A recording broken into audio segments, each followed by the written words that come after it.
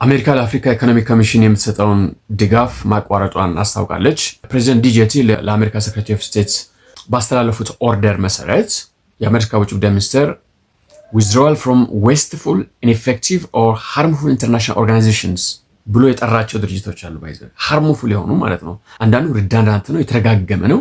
ገንዘብ ለመብላት ለማጭበርበር እንደ አፍሪካ ህብረት አይነት የጥቁር አረብ ሊግ ማለት ነው የተሰባሰበበት ድርጅቶች አሉ በነፉ ዓለም ላይ። እነዚህ ካውንት አያስፈልጉም ይላል። በተለይ ክላይሜት ኢንቫይሮንመንት ምናምን የሚል ትርክ ምርኪ በጣም እዚህ ዓለም ላይ በዝቷል። ለምሳሌ ካርበን ፍሪ ኤነርጂ ኮምፓክት የሚባል ድርጅት አለ። ከዛ በኋላ ኮሚሽን ፎር ኤንቫይሮንመንታል ኮርፖሬሽን አለ።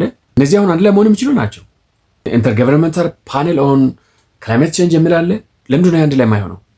ኢንተርገቨርንመንታል ሳይንስ ፖሊሲ ፕላትፎርም ኦን ባዮዳይቨርሲቲ ኤንድ ኢኮሲስተም ሰርቪስ ኢቭን ይሄ ራሱ አንድ ላይ መግባት ይችላል። ኢንተርናሽናል ኤነርጂ ፎረም፣ ኢንተርናሽናል ሪኒውብል ኤነርጂ ኤጀንሲ፣ ሪኒውብል ኤነርጂ ፖሊሲ ኔትወርክ ፎር ዘ 21st ሴንቸሪ ስቲል ሪኒውብል እኮ ነው። በቃ ቁጥር የለውም። በኤንቫይሮንመንት በክላይሜት ምናምን ሰበብ ተሰባስበው ዓለምን የመዝረፍ የመምጠጥ ምንም ጠብ የሚል ብልጌት ራሱ ኤንቫይሮንመንትና ክላይሜት የሚባለው ውሸት ነው ብሎ ተናገረ። እሱ ነው ፈንድ ሲያደርግ የነበረው። ሪዳንዳንት ብቻ ሳይሆን ዌስትፉል ብቻ ሳይሆን ሃርምፉል ነው እያለ ያለው እኔ ዝራይት። ሃርምፉል የሚባለው ድርጅት አንዱ ይሄኛው ኢሲኤ ነው፣ የአፍሪካ ኢኮኖሚክ ኮሚሽን እዚህ እስጢፋኖስ አካባቢ ያለው። በዚህ ሊስት ውስጥ ዩናይትድ ኔሽን ኢኮኖሚክ ኤንድ ሶሻል ካውንስል የሚባለው አንዱ ዩናይትድ ኔሽን ኦርጋን ነው። በዛ ውስጥ ነው በጣም ነፍ ኢሲኤም ዩኒሴፍ ምናምን ብዙ ነገሮች አሉ። ከነዚህ ጋር ግንኙነት አይኖረኝም፣ ከአንዱ ድጋፍ አላደርግም፣ ዌስትፉል ነው ያላቸውን ስሙ።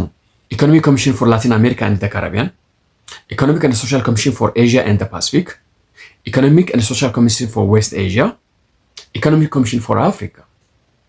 ይሄ ሁሉ ምን ይሰራል ነው ትራምፕ ያለ ነው። ይሄ ሁሉ ገንዘባችን ለመጨረስ ካልሆነ ምንድን ነው የምጠቅመው? ሲጀመር ደግሞ አገንስት አሜሪካን ኢንተረስት ብሎ ሶሻል የሚል መሀል ላይ ያስገባና የጀንደር የኤንቫይሮንመንት የምናምን ፖለቲካ የነዚህ ያላደጉ ሀገራቶች ላይ ለመጫን ጠብ የሚል ጥቅም የለውም ነው። this is the argument የትራምፕ አድሚኒስትሬሽን ከዘመናት በፊት እያደረገ ያለው። ያው ትራምፕ ከስልጣን ከወጣ በኋላ ተመልሶ ይገቡበታል። ልክ ወርልድ ሄልዝ ኦርጋናይዜሽን ትራምፕ ወጣ፣ ተመልሶ ባይደን ገባ። አሁን ደግሞ ትራምፕ ተመልሶ ከመጣ በኋላ ከዛ እንደወጣው እንደዚህ አይነት ነገር ይኖራል። ነገር ግን አትሊስት ኤን ሪኮግናይዝ አድርጓል ትራምፕ።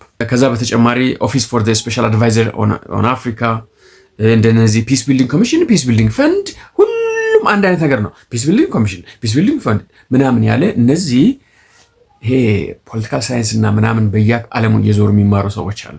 እነዚያ የሚፈጥሩትና የሀገራቶችን ብር የሚመዘብሩበት ለራሳቸው ሚሊዮነር የሚሆኑበት ነው። እና ዲስ አር ሃርምፉል ነው የሚለው በተለይ ይሄ ኢኮኖሚክ ኮሚሽን ኦፍ አፍሪካ የሚባለው እዚህ ጋር ኢሲኤ የሚባለው ኢኮኖሚካሊ ምናምን እኮ ብዙ ጥቅም ሊኖር ይችላል።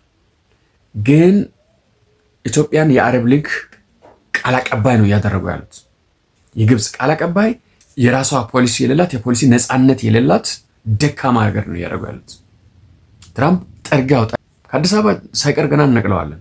this only matter of time። እነሱ መቶ ኢትዮጵያስ ምንድን ነው የተፈጠረ ነገር? ያው ድህነት ነው፣ ያው መከራ ነው፣ ያው ግጭት ነው፣ ያው ጦርነት ነው እንጂ ያተረፍነው ነገር ነው ብዙም አይታይም።